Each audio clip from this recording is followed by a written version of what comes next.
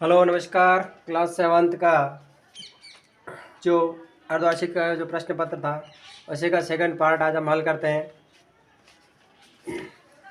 एक क्रिकेटर ने 8 पारियों में निम्न रन बनाए। ये सारे जो रन बनाए 56, 58, 40 जो भी हैं। अब इनको हम इसका जो फॉर्मूला है माध्य बराबर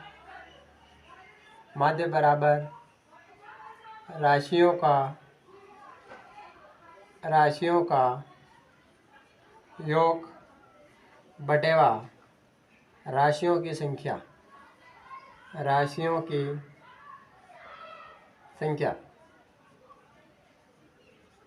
अब राशियों का योग 58 plus 76 plus 40 plus 35 plus 46 plus 45 plus 0 plus 100।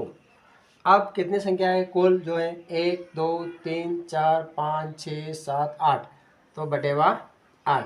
अब हम इनका योग करते हैं तो इनका योग आता है 400 अपॉन 8 भाग दिया 8 बजे 40 यानी लगभग ये 50 इसका माध्य प्राप्त होता है। Next question.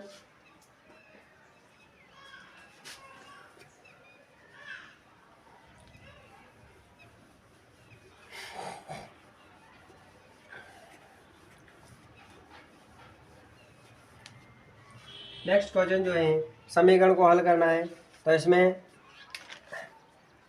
13वां जो क्वेश्चन है आपके प्रश्न पत्र का वो है समीकरण को हल करना है y प्लस 4 बराबर 4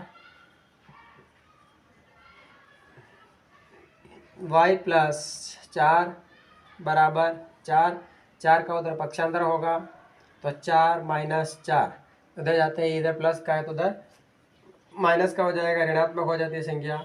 तो 4 में से 4 को घटाया 0। इसी प्रकार से सेकंड प्रश्न है इसका 3x बराबर 42 3x बराबर 42।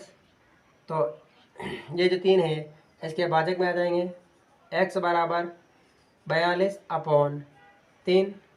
तो x इक्वल टू भाग देंगे इसमें तो 14 बार जाता है 14 42। तो x बराबर जो आंसर है वो 14 प्राप्त होता है।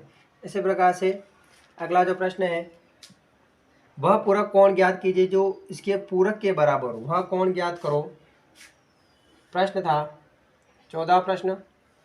वह कोण ज्ञात करो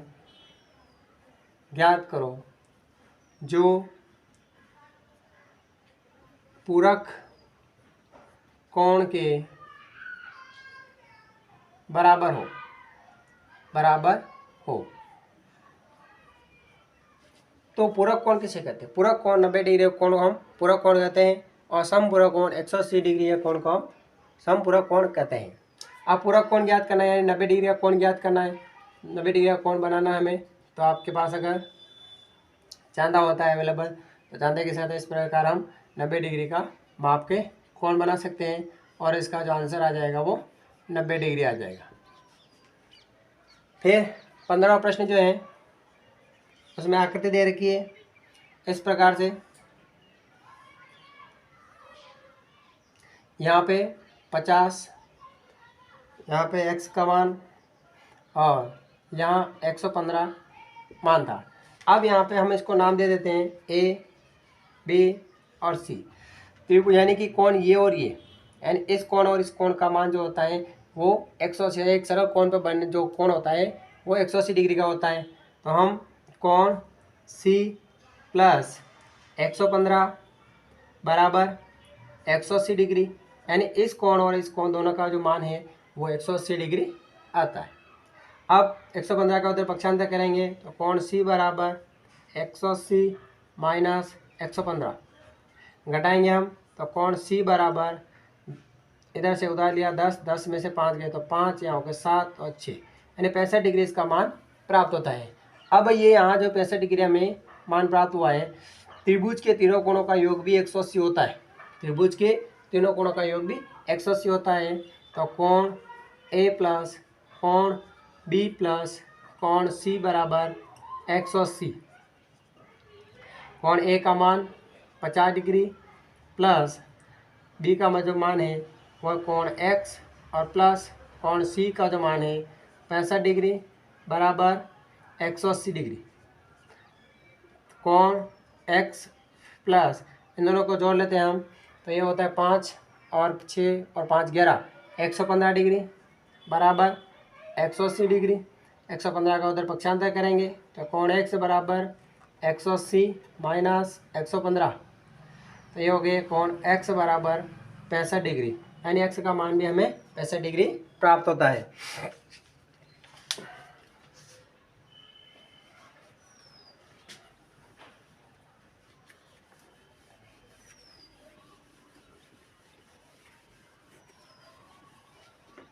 सोलह क्वेश्चन है, एक क्रिकेट टीम ने एक सीजन के 20 मैच खेले, उसमें से 25% मैच जीते, यानी कि उसकी जीत का प्रतिशत जो है वो 25% है। कुल मैच हो गया आपने 20।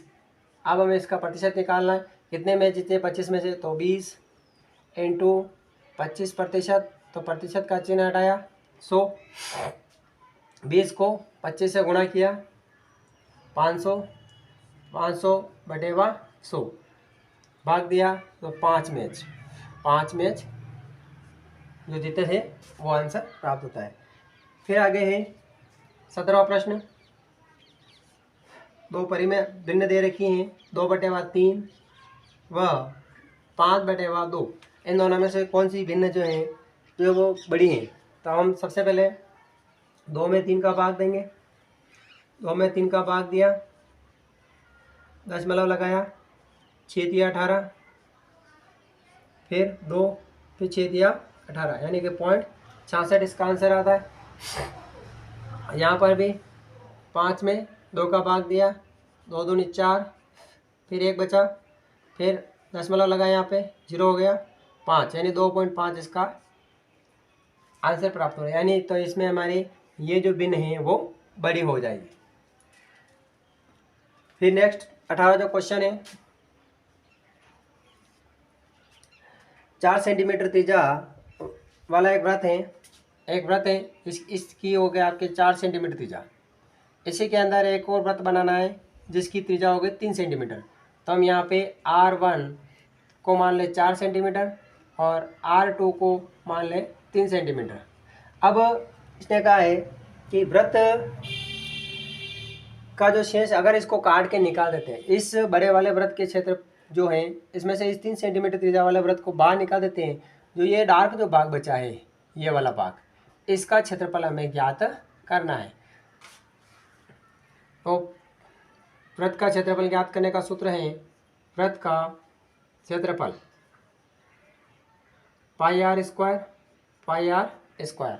अब πr² में बड़े व्रत में से छोटे व्रत को घटाना है, तो यहाँ हो जाएगा πr² 1 माइनस πr² 2।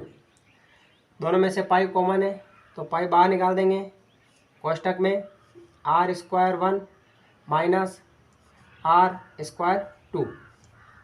पाई का मान है 22/7, r1 का मान है 4, 4 का वर्ग करना है और माइनस 3 का वर्ग करना है। 4 का वर्ग किया 22/7, 4 का वर्ग किया 16 माइनस 9, 3 का वर्ग किया 9। अब यहाँ पे 16 में से 9 घटाए तो ये 7 बच रहा है, तो 22/7 इंटू 7, 7 से 7 कट गया, तो यहाँ 22 सेंटीमीटर स्क्वायर इस भाग का क्षेत्रफल है। जो छायांकित भाग है उस भाग का क्षेत्रफल है।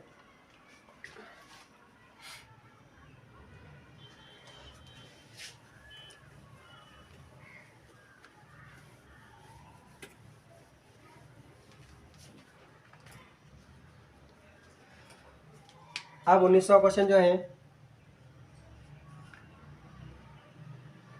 5/3 प्लस 3/5 हल करना है इसको।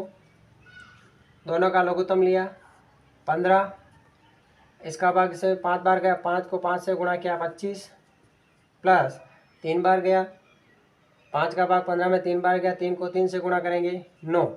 अब इनको जोड़ लिया हमने तो ये हो गया 9 और ये 34, 25 को जोड़ा तो 34/15। इसी प्रकार से इसी का सेकंड है -6/13, फिर माइनस कोष्टक -7/15। अब यहाँ हमें 15 और 13 का लघुत्तम निकालना है, तो डायरेक्टली हम 15 और 13 को ही गुणा कर लेते हैं। 15 और 13 को लघुत्तम निकाल देते हैं हम।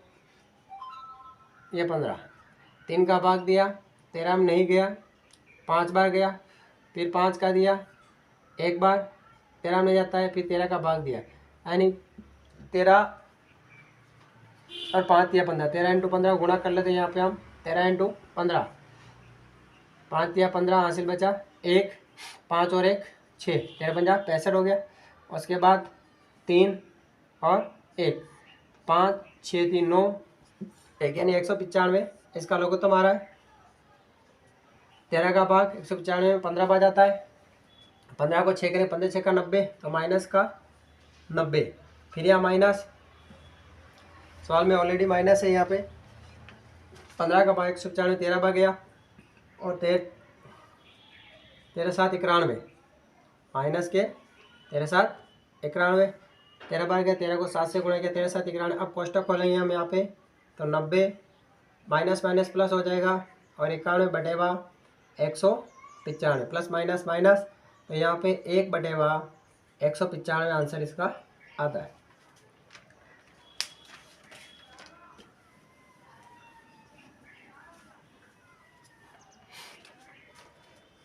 फिर इसी का तीसरा जो प्रश्न है, 3/10 इंटू -9, 3 को 9 से गुणा करेंगे, 9 या 27, माइनस के 27/10।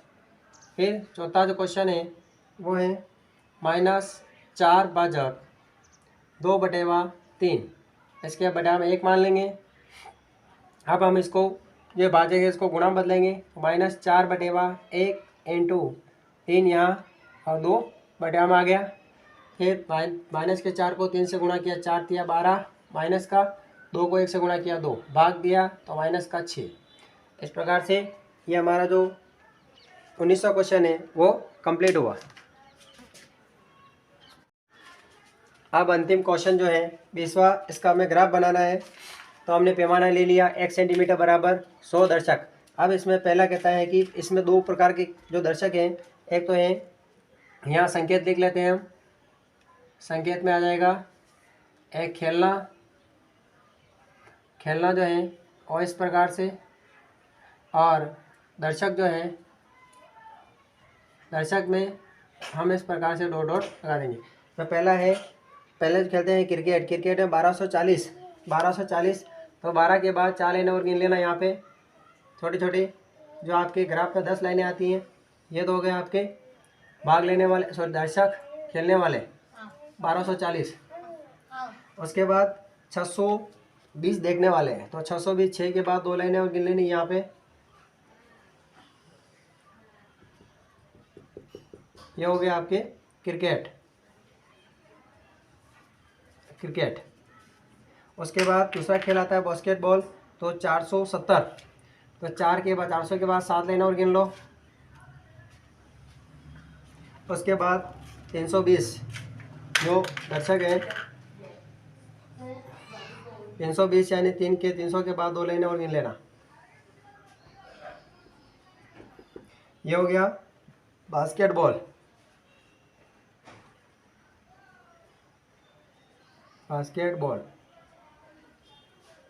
फिर तीसरा खेल है तैरना, तो तैरना में 510, तो 500 के बाद 1 लाइन और गिन लेना।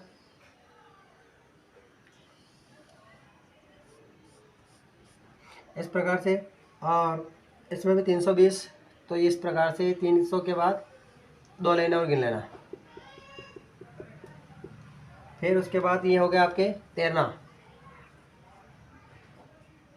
उसके बाद अगला खेल है हॉकी, 430, तो 400 के बाद 3 लाइनें और गिननी है हमें, यहाँ तक आ जाएगा लगभग।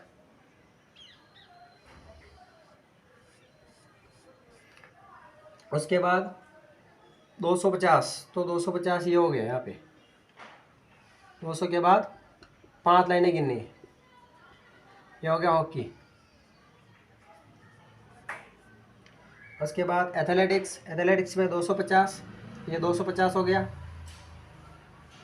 और 105 या 100 के बाद एक आधी लाइन और गिननी है हमें लगभग, ये हो गया एथलेटिक्स।